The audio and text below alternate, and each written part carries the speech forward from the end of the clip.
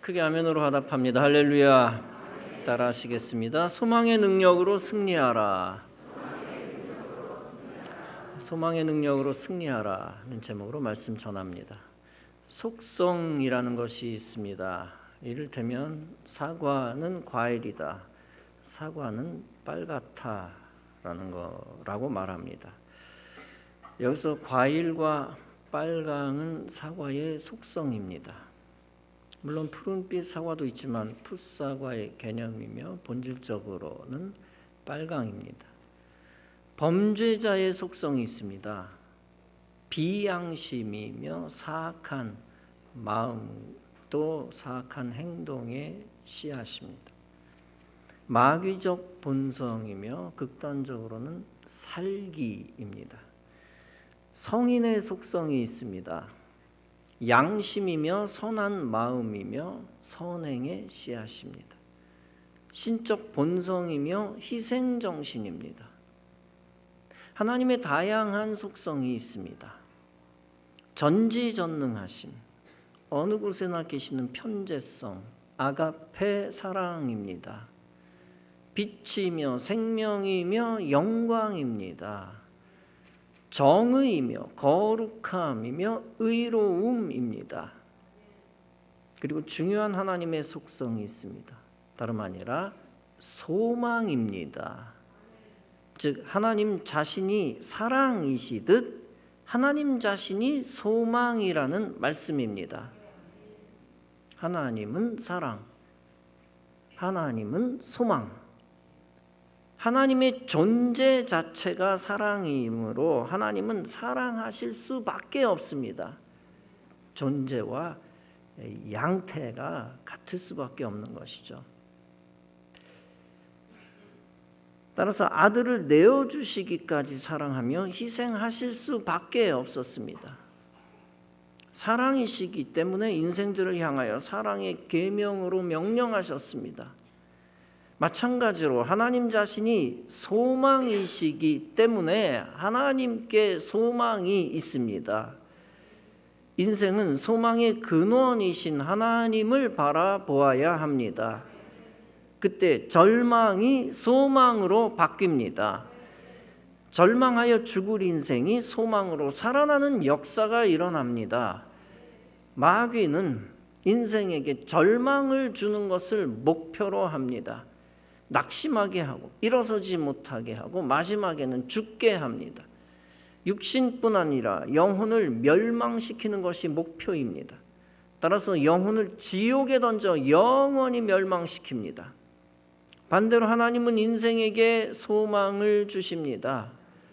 낙심한 자를 일어서게 하며 죽을 사람을 살게 하십니다.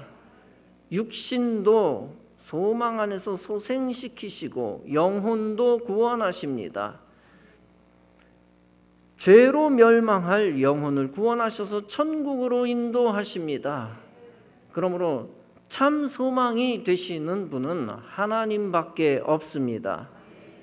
인생은 불가능을 가능케 하시는 하나님께만 소망을 두어야 합니다. 따라서 본문에서 바울은 말씀합니다. 소망의 하나님이 모든 기쁨과 평강을 믿음 안에서 너희에게 충만하게 하사 성령의 능력으로 소망이 넘치게 하시기를 원하노라. 바울은 먼저 하나님의 절대 속성을 선언하고 들어갑니다. 소망의 하나님이 소망 넘치게 하신다. 즉 하나님 자신이 소망이시라 소망의 뿌리가 되신다는 것이고 소망이 흘러나온다는 것이죠. 따라서 하나님은 인생들에게 소망을 주신다는 것입니다. 적당한 소망이 아니라 소망이 넘치게 하신다고 했습니다. 여러분, 하나님이 왜 인생에게 소망이 넘치게 하십니까? 첫째는 반복적인 말씀입니다만 하나님 자신이 소망이시기 때문입니다. 둘째는 하나님의 속성은 하나님의 뜻이기 때문입니다. 즉 하나님의 성품이 세상에 구현되는 것이 하나님의 뜻이기 때문입니다. 그 하나님의 뜻을 이루기 위하여 하나님이 하시는 것이 있습니다. 하나님의 성품이 드러나게 하기 위하여 하나님이 하시는 것이 있다. 그것을 본문에서 바울이 무엇이라고 했습니까? 바울은 다음과 같이 선언합니다. 하나님이 모든 기쁨과 평강을 믿음 안에서 너희에게 충만하게 하사, 믿음 안에서란 성도가 믿음을 가질 때라는 말입니다.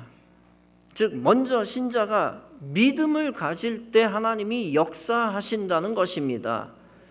그때 하나님이 기쁨과 평강을 신자에게 충만케 하신다는 것입니다. 그런데 우리가 어떤 믿음을 가져야 소망이 생길까요? 전능하신 하나님이 살아계셔서 역사하신다는 믿음입니다. 인생이 소망을 가지면 하나님 역사하신다는 믿음. 그때 하나님이 기쁨과 평강을 성도에게 주신다는 것입니다. 성도에게 기쁨과 평강이 충만하면 소망이 넘친다는 것입니다. 그러므로 성도는 반드시 소망의 하나님을 철저히 먼저 믿어야 합니다. 아무리 슬픈 일이 있을지라도 소망의 하나님을 믿으면 기쁨이 생깁니다. 아무리 마음이 불안하고 흔들려도 소망의 하나님을 믿으면 평강이 생깁니다. 소망의 하나님은 모든 것을 전화위복시키십니다. 뒤바꾸십니다. 안 될 것 같은 것도 되게 하십니다. 더 이상 희망이 없을 것 같아도 희망의 문을 여십니다. 그러므로 소망의 하나님을 믿는 성도는 낙심하지 말아야 합니다. 일시적 패배에 절망하지 말고 하나님 주시는 마지막 승리를 믿어야 합니다. 두 번째로 하나님이 하시는 일을 본문이 말씀합니다. 성령의 능력으로 소망이 넘치게 하시기를 원하노라. 즉 성령이 역사하시면 성도가 넘치는 소망을 갖게 된다는 것입니다. 즉 끊임없이 소망으로 살게 되어지고 큰 소망 갖고 살게 되어진다는 것입니다. 성령이 역사하시면 성령의 능력으로 우리의 마음이 바뀝니다.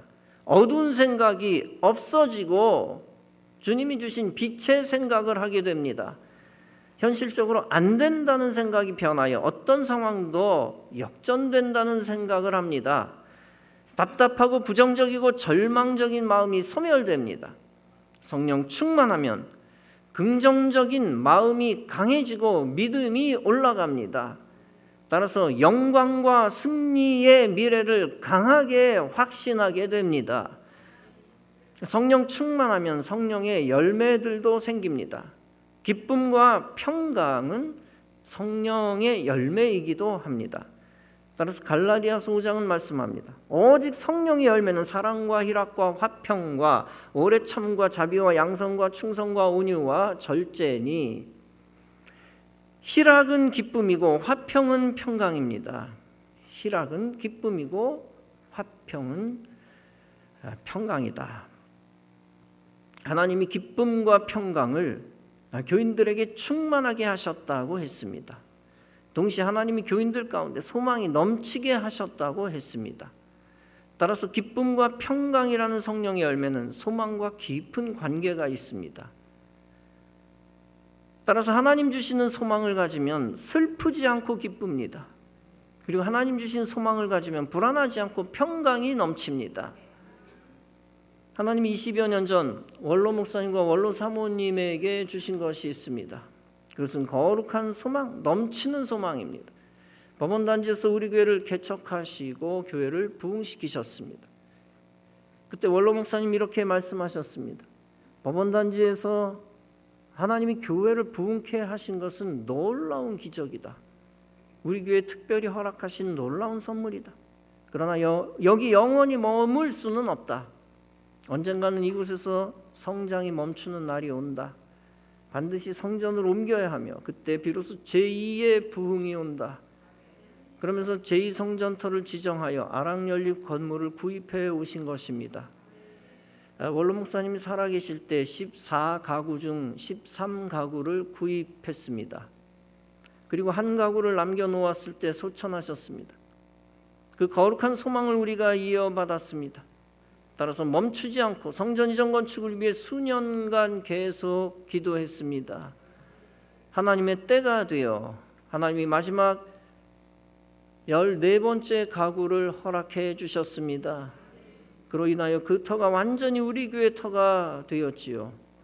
이제 그 터 위에 성전 이전 건축을 하고 있는 것입니다. 이렇게 그분들의 마음에 소원을 주신 것은 하나님의 계획이었습니다. 하나님은 하나님의 뜻을 이루시기 위하여 먼저 마음의 소원을 주십니다. 빌립보서 2장은 말씀합니다. 너희 안에 행하신 이는 하나님이시니 자기의 기쁘신 뜻을 위하여 너희에게 소원을 두고 행하게 하시느니라. 여러분, 하나님 주신 마음의 소원은 하나님의 명령입니다. 따라서 끝까지 그 소원을 품는 것은 하나님께 순종하는 것입니다. 원로 목사님에게 하나님 주신 마음의 소원은 우리의 소원이 되었습니다. 그 거룩한 소원을 버리지 않고 붙드는 것도 하나님께 순종하는 것입니다. 그 순종하는 삶을 계속할 때 하나님은 우리와 함께 하실 것입니다.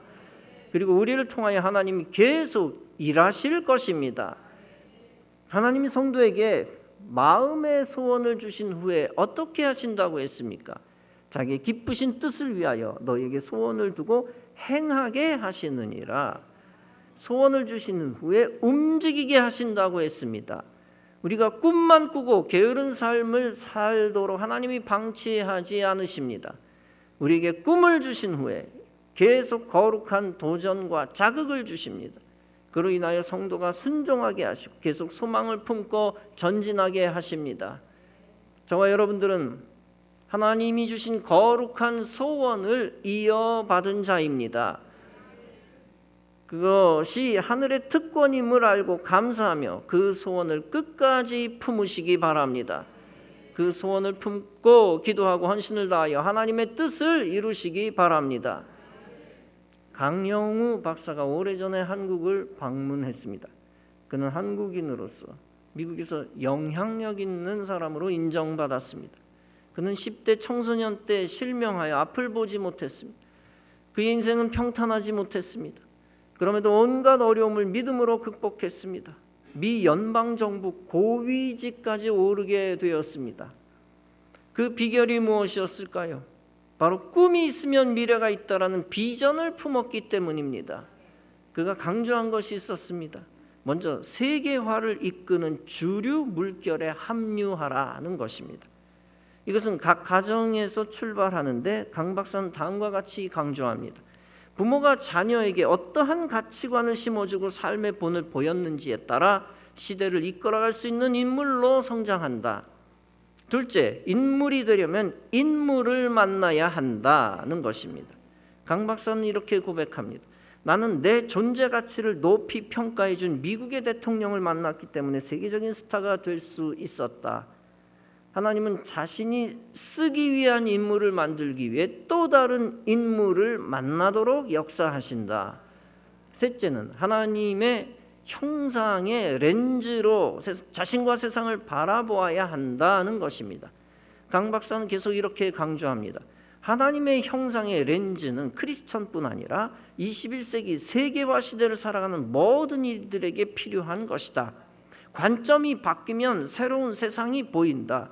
하나님의 렌즈로 보면 그동안 보지 못했던 새로운 세상을 보고 새로운 미래를 보게 된다. 그렇습니다. 하나님은 하나님의 사람을 통해 성도의 소원을 이루십니다. 오영석이라는 소년이 있었습니다. 전라남도 해남에서 태어났습니다. 집이 가난하여 초등학교만 졸업했고 상급 학교에 진학할 수 없었습니다. 그는 산에 올라가 나무를 하며 살림을 도왔습니다. 그런데 동네에 교회가 있어 소년은 교회에 다니기 시작했습니다. 소년의 꿈은 중학교에 가는 것이었습니다. 그러나 가난 때문에 중학교에 갈 수가 없었습니다. 그는 할 수 있는 것이 없어 하나님을 의지했습니다. 그는 다음의 내용의 편지를 써서 우체통에 넣었다고 합니다. 하나님, 진학의 길을 열어주십시오. 우체국 직원이 주소 없이 하나님께라고 쓰여진 이 편지를 봅니다. 그는 이 편지를 어떻게 처리할까 고민합니다. 그러다 그는 하나님과 제일 가까운 사람이 목사님이다라고 여겼습니다. 따라서 해남읍 등대원교회의 이준목 목사님에게 배달했습니다. 편지를 읽고 난 목사님은 무한한 감동을 받았습니다. 다음 주일 그 소년을 불렀습니다. 그리고 교회가 운영하는 고아원에서 먹고 자게 하고 중학교에 보냈습니다.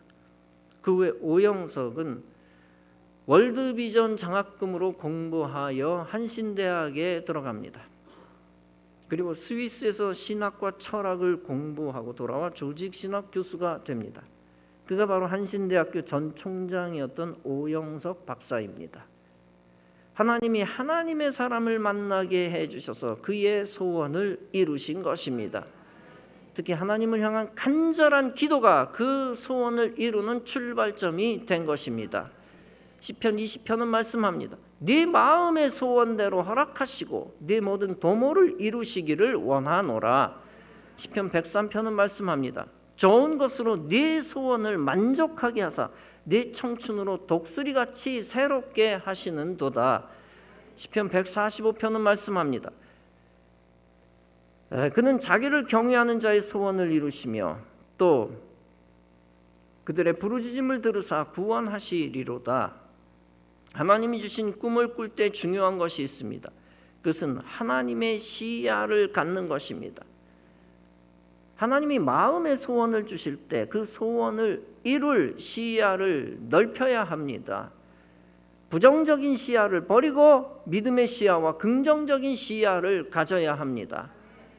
동시에 긍정적인 시야를 넓히고 마음의 그릇도 넓혀야 합니다.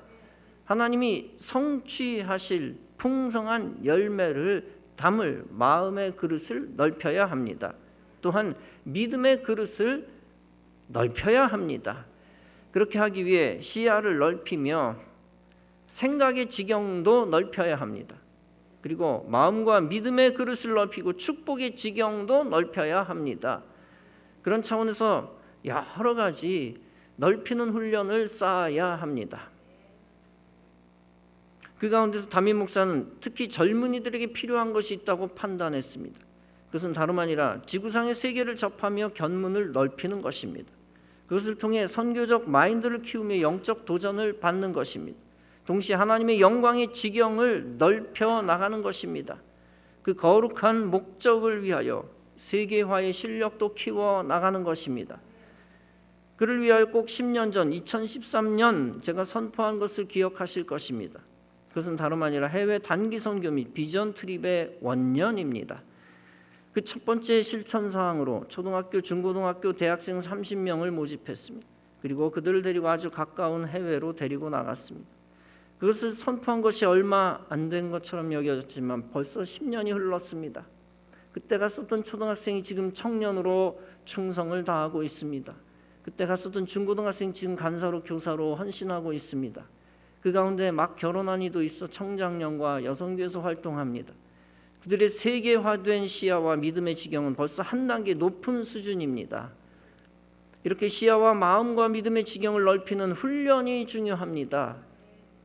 앞으로 그들에게 더 큰 하나님 나라 일이 기다리고 있습니다.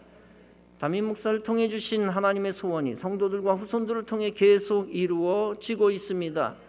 그로 인해 하나님으로부터 크게 쓰임받는 일꾼들이 풍성해질 것입니다. 더불어 그들이 속한 믿음의 명문가들도 우리 교회에 넘치게 될 것입니다.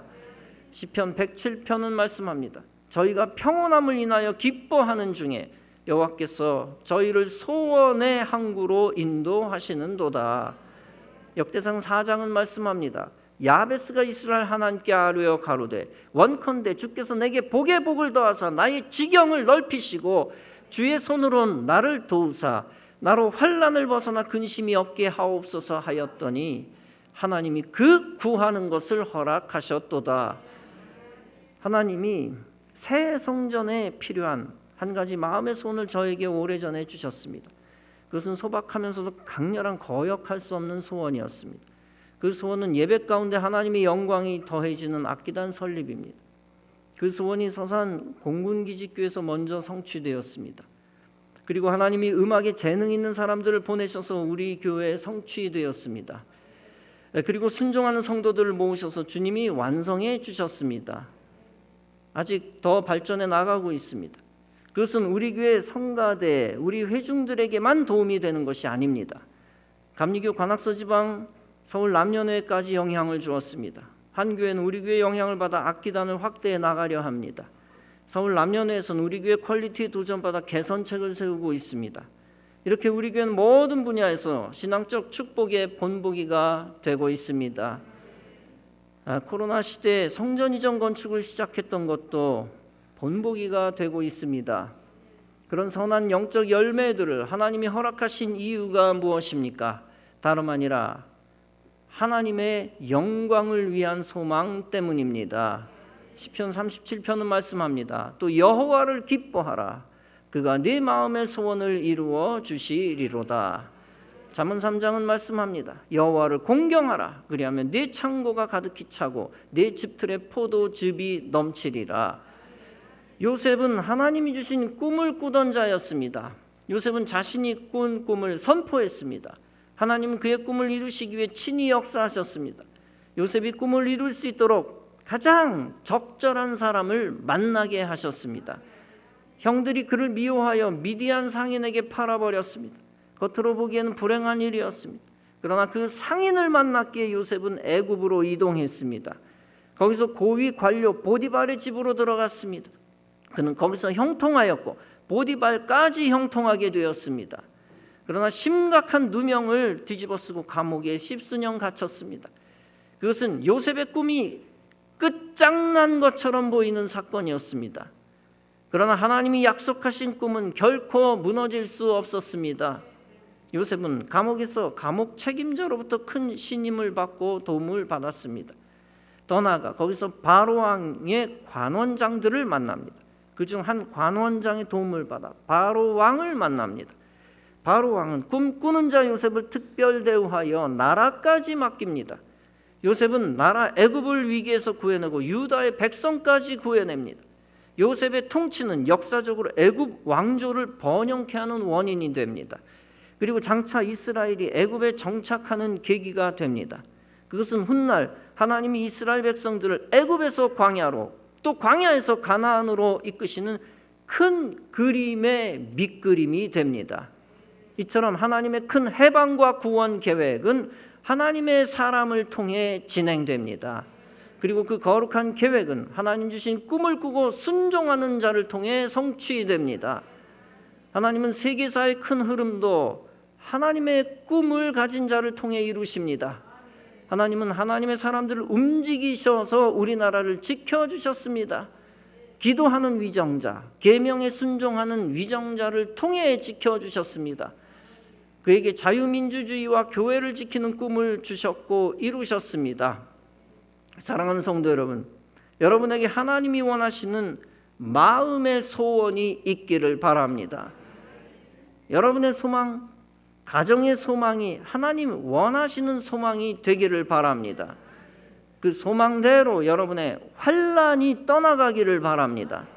질병에서 해방되고 저주와 환난에서 해방되기를 바랍니다. 그 소망대로 앞날에 시온의 대로가 열려지기를 바랍니다. 그리고 그 소망에 따른 기도대로 여러분의 가정이 번창하기를 바랍니다. 더 나아가 하나님께 합한 소망대로 우리 교회가 더욱 부흥하기를 바랍니다. 마태복음 15장에서 예수님이 가나안 여자에게 말씀하십니다. 즉 수로보니게 여자에게 말씀하십니다. 여자야, 네 믿음이 크도다. 네 소원대로 되리라 하시니 그 시로부터 그의 딸이 나으니라. 히브리서 5장은 말씀합니다. 그는 육체에 계실 때 자기를 죽음에서 능히 구원하실 이에게 심한 통곡과 눈물로 간구와 소원을 올렸고 그의 경외하심을 인하여 들으심을 얻었느니라.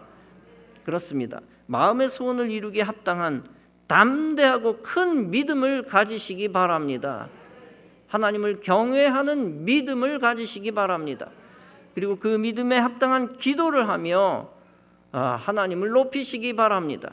그러면 소망의 하나님이 여러분의 소망을 이루어 주실 줄로 믿습니다. 믿음으로 기도로 순종하고 헌신하여 소망을 이루고 하나님 주신 소망과 그 능력으로 소망의 열매를 만들고 승리하는 성도 여러분 다 되어지시기를 주님의 이름으로 축원합니다. 기도하시겠습니다.